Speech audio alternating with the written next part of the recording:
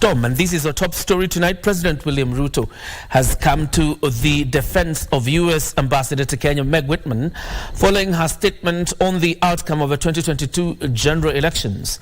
Speaking at the KCB to Jiajiri presidential graduation ceremony held in Kasarani, Nairobi, the president stated that the remarks made by the ambassador were factual. And as Abdiaziz Hashim reports, the president has implored leaders in the country to tread lightly or carefully while addressing partners and investors so as not to sabotage the bilateral relations Kenya enjoys with other nations.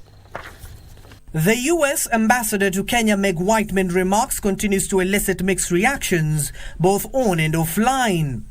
Her remarks over the outcome of the 2022 general election at this year's 10th Devolution Conference has sparked a debate among the political class.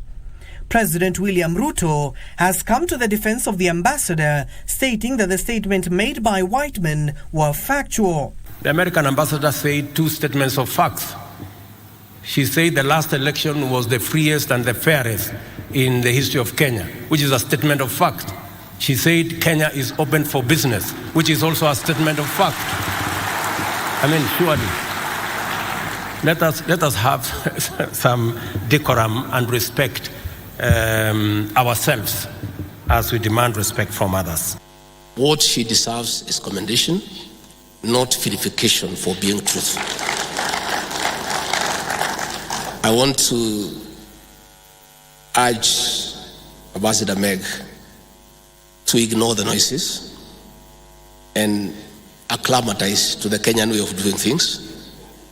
Perennial complaints year after year. She should stay focused and go on with her work. Speaking at KCB to Jiajiri presidential graduation ceremony held in Kasarani, Nairobi County, the head of state called on politicians to desist from sabotaging the country's relationship with partner states for political gain at the expense of the millions of Kenyans who will benefit from the various projects that are initiated from such relations with other countries. Between the people who are orchestrating destruction of property and sabotaging our economy, and those who are working with us to create investment opportunities and investment capital for the people of Kenya.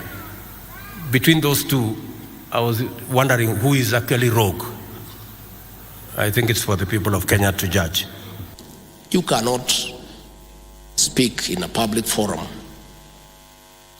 before national television and say that you have the capacity to recall an ambassador from the United States accredited to this country by the American government. It's simply being mischievous. Earlier, the ambassador, alongside United States Senator Chris Coons, met with President William Ruto at State House, Nairobi. The talks centered on strengthening the ties between the two nations and boost trade as well as investment opportunities for citizens of both nations. Abdiaziz Hashim for Easy Friday.